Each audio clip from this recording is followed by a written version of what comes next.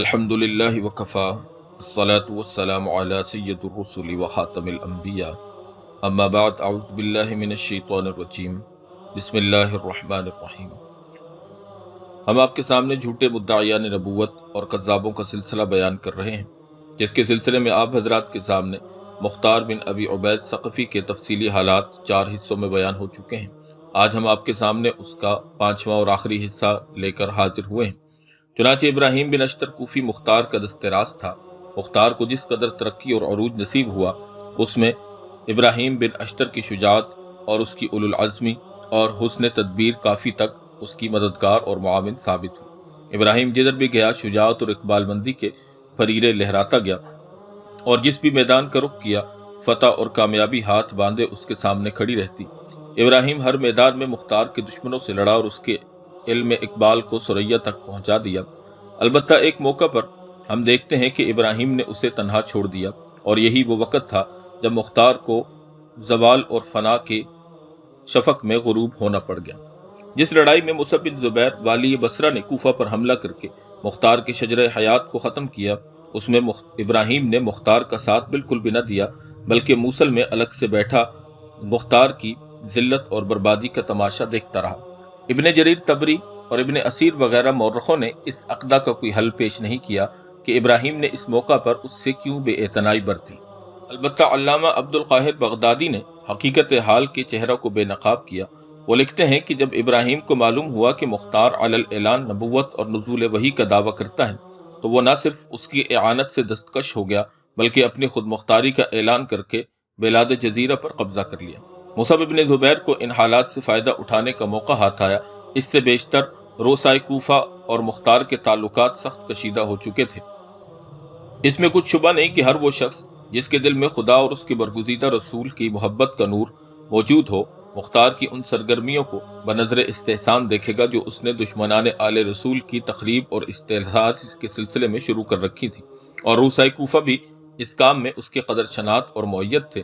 لیکن اہل کوفہ انہی ایام سے، جبکہ ابراہیم بن اشتر ہنوز مختار کا رفیقی کار تھا، مختار کے خلاف کچھ شکایتیں پیدا ہو گئی تھیں، جن کی وجہ سے انہوں نے اس کے خلاف عالم بغاوت بلند کر دیا، اور مختار نے ابراہیم کی مدد سے ان کو سرکوب کر دیا۔ اس وقت تو یہ لوگ خاموش ہو گئے اور نفرت و عناد کی چنگاری دب گئی، لیکن جب ابراہیم نے مختار کا ساتھ چھوڑ دیا تو رؤسائے کوفہ کی رگ انتقام میں جنبش پیدا ہوئی۔ انہوں نے چاہا کہ جس طرح بن پڑے مختار کو کچل کر خاک فنا میں ملا دیا جائے۔ اس قرارداد کے بموجب شبس بن ربی، محمد بن اشس اور بعض دوسرے ہزیمت خوردار رؤسا نے بصرہ جا کر مصعب بن زبیر کو برانگیختہ کرنے کا فیصلہ کیا۔ چنانچہ سب سے پہلے شبس بصرہ پہنچا۔ اس وقت وہ ایک خچر پر سوار تھا جس کی دم اور کان کے کنارے قطع کر دیے گئے تھے۔ اس نے اپنی قبا کو بھی چاک کر دیا تھا اور با آواز بلند پکار رہا تھا، یا غوثاہ، یا غوثاہ، مدد کیجیے، امداد کو پہنچیے۔ حاضرین مجلس نے مصعب کو بتایا کہ ایک شخص دروازے پر فریاد رسی کے لیے کھڑا ہے، اور اس کی یہ حالت ہے کہ قبا پھٹی ہوئی ہے اور خچر کی دم اور کان کٹے ہوئے ہیں۔ مصعب سمجھ گیا کہ شبس ہوگا، حکم دیا کہ اس کو اندر بلا لو۔ شبس نے دربار میں پہنچ کر صورتحال عرض کی۔ دوسرے سربرآوردہ کوفی بھی مصعب کے پاس پہنچے اور مختاری چیرہ دستیوں کی داستانیں سنا کر کہا کہ ہم انتہا درجے کے مظلوم ہیں، یہاں تک کہ ہمارے ہی غلام اور آزاد غلام ہم پر چڑھ آئے ہیں۔ آپ ہماری اعانت کیجیے اور ہمارے ساتھ مل کر مختار پر فوج کشی کر دیجیے۔ مختار نے حضرت عبداللہ بن زبیر رضی اللہ تعالی عنہ کے عمال سے کوفہ اور اس کے ملحقات کی حکومت چھین کر خود سری اختیار کر لی تھی۔ اس کے علاوہ حضرت ابن زبیر کے خلاف بہت سی دوسری کینہ جوئیوں اور خون آشامیوں کا بھی مرتکب ہوا تھا۔ اس بنا پر ان کے بھائی مصعب بن زبیر انتقام کے لیے بہت دن سے دان پیچ رہے تھے۔ جب رؤسائے کوفہ نے آ کر حملہ آور ہونے کی تحریک کی تو مصعب ایک لشکر جرار لے کر کوفہ کی طرف بڑھا۔ ادھر مختار کو معلوم ہوا تو اس نے بھی احمر بن شمید اور عبداللہ بن کامل کے زیر قیادت اپنی فوج کو حرکت دی۔ جب لشکروں میں مٹ بھیڑ ہوئی تو احمر بن شمید اور عبداللہ بن کامل دونوں میدان میں مارے گئے، اور بصریوں نے مختار کی فوج کو مار مار کر اس کے بخیے بگیڑ دیے۔ اب مصعب نے عباد بن حسین کو رسالہ دے کر مختار کی ہزیمت خوردہ فوج کے تعاقب میں روانہ کیا اور حکم کیا کہ جو قیدی بھی تمہارے ہاتھ لگے اس کی گردن کو مار دو۔ اس طرح مصعب نے محمد بن اشس کوفی کو بھی اہل کوفہ کے رسالہ کے ساتھ ابن شمید کی منہزم فوج کے تعاقب میں روانہ کیا اور کہا کہ اب موقع ہے کہ تم دل کھول کر اپنا بدلہ لے لو۔ شکست خوردہ کوفی فوج کے لیے کوفی لوگ بصریوں سے بھی زیادہ سخت تھے، جس شخص کو پکڑتے بلا دریغ موت کے گھاٹ اتار دیتے، اور کوئی ایسا قیدی نہیں تھا جسے انہوں نے معاف کیا ہو۔ جب مختار کو اپنے سپہ سالاروں کی ہلاکت اور اپنے لشکر کی بربادی کا علم ہوا تو کہنے لگا، موت کا آنا لازمی امر ہے، اور جس موت میں مرنا چاہتا ہوں وہی موت جس پر ابن شمیت کا خاتمہ ہوا۔ جب مختار کو معلوم ہوا کہ مصعب کی فوج خشکی اور تری کے دونوں راستے عبور کر کے اس کے قریب پہنچ گئی ہے تو اس نے بھی کوفہ سے حرکت کی اور مقام سلجین پر آ کر ڈیرے ڈال دیے۔ سلجین مختلف دریاؤں کا سنگم ہے۔ اس مقام پر دریائے حیرہ، دریائے سلجین، دریائے قادسیہ، دریائے پرسف، دریائے فرات سے آ کر ملتے ہیں۔ مختار نے اس سنگم پر ایک بند بنوا کر دریائے فرات کا پانی روک دیا۔ اس طرح فرات کا تمام پانی معاون دریاؤں میں چڑھ گیا، جس کا نتیجہ یہ ہوا کہ بصری فوج جو کشتیوں میں بیٹھ کر چلی آ رہی تھی، ان کی کشتیاں کیچڑ میں پھنس گئیں۔ یہ حالت دیکھ کر بصریوں نے کشتیاں چھوڑ دیں اور پیادہ کوچ کرنا شروع کر دیا۔ ان کا رسالہ ان کے آگے آگے دریائے فرات کے بند تک پہنچ گیا اور اس کو منہدم کر کے کوفہ کی باغیں اٹھائیں۔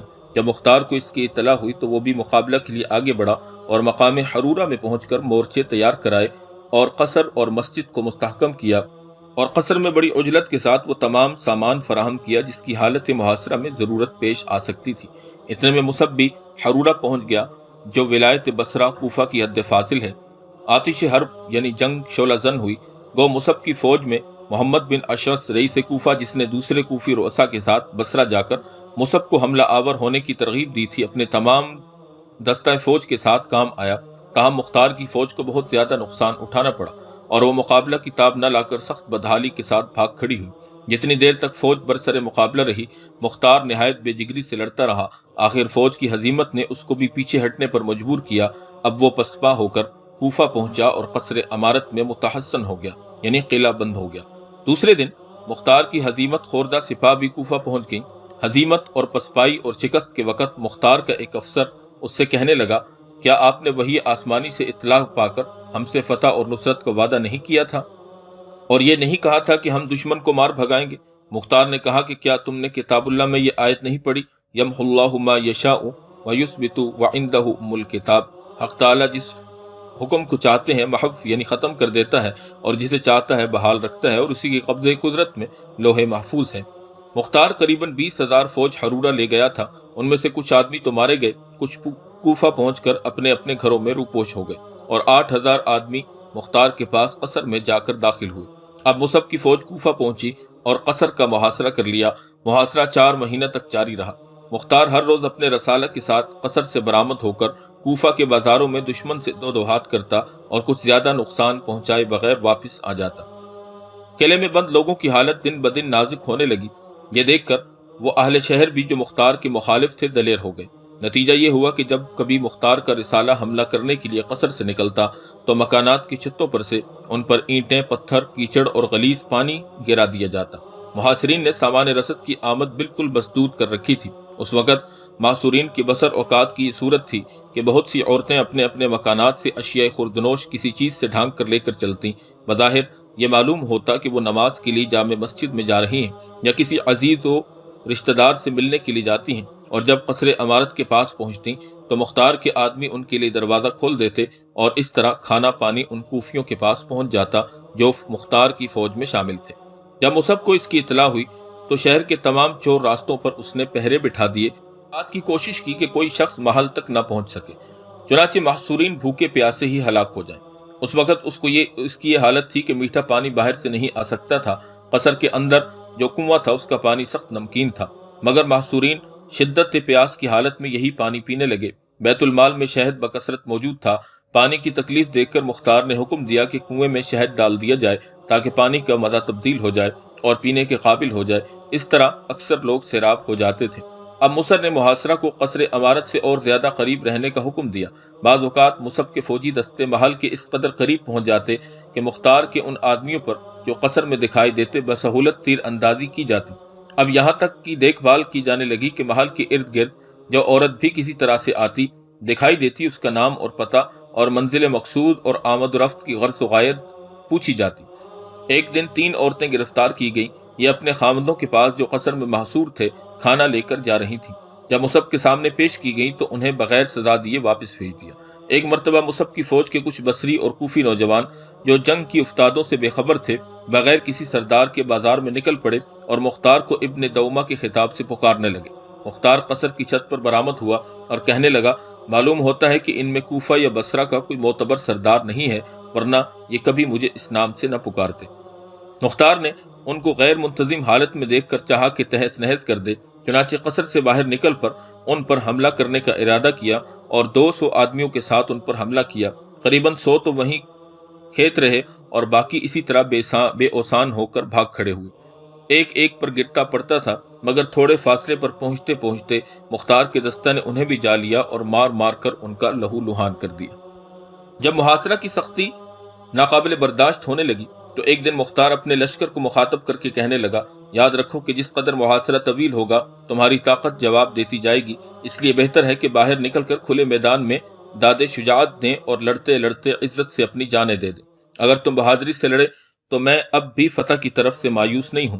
مگر انہوں نے اس کی بات کی ہمت نہ پڑی کہ وہ جنگ کے لیے باہر نکلیں اور ان لوگوں نے اس بات پر انکار کر دیا۔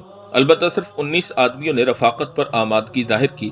مختار مخلفین سے کہنے لگا، خدا کی قسم میں کسی کو اپنا ہاتھ نہ پکڑنے دوں گا۔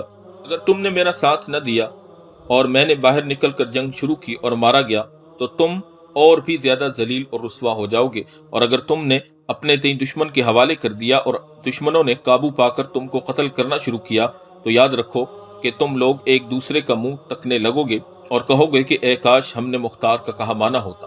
اگر اس وقت میرا ساتھ دو اور بالفرض تم کو فتح نہ ہو تو بھی شرافت اور عزت کے ساتھ مرو گے۔ لیکن انہوں نے ایک نہ سنی۔ آخر مختار خوشبو اور عطر لگا کر 19 آدمیوں کے ساتھ قلعہ سے برآمد ہوا۔ باہر نکل کر ایک شخص صائب ابن مالک نے علیحدگی اختیار کر لی۔ اب اس کے باقی ماندہ 18 آدمیوں کی رفاقت میں مقابلہ شروع کر دیا۔ تھوڑی دیر میں تمام ساتھی موت کی نظر ہو گئے۔ آخر مختار خود بھی ان مقتولوں پر ڈھیر ہو رہا۔ یہ حادثہ 14 رمضان المبارک 67 ہجری کو رونما ہوا۔ اس وقت مختار کی عمر 67 سال کی تھی۔ مختار کے قتل کے دوسرے دن اس کے ایک افسر بحیر بن عبداللہ مکی نے مختار کے قلعہ گیر فوج سے کہا کہ سب آدمی باہر نکلو اور لڑ کر عزت کی موت مر جاؤ، اور یاد رکھو کہ اگر تم نے کم ہمتی کا ثبوت دیا اور اپنے تئیں دشمن کے حوالے کیا تو بھی دشمن تم کو زندہ نہیں چھوڑیں گے۔ لیکن ان لوگوں نے انکار کیا اور اپنے تئیں بصری فوج کے سپرد کر دیا۔ بصریوں نے ان کو ہتھکڑیاں اور بیڑیاں پہنا کر باہر نکالا۔ آخر مصعب نے روسائے لشکر کی خواہش اور رائے عامہ کے بموجب مختار کی فوج کے تمام آدمیوں کو تہ تیغ کرنے کا حکم دیا۔ اب بحیر بن عبداللہ مکی کو مصعب کے سامنے پیش کیا گیا۔ بحیر کہنے لگا، تمام حمد و ثنا کا مستحق وہی خالق پروردگار ہے جو اس وقت تمہاری آزمائش کر رہا ہے کہ ہمیں معاف کرتے ہو یا نہیں۔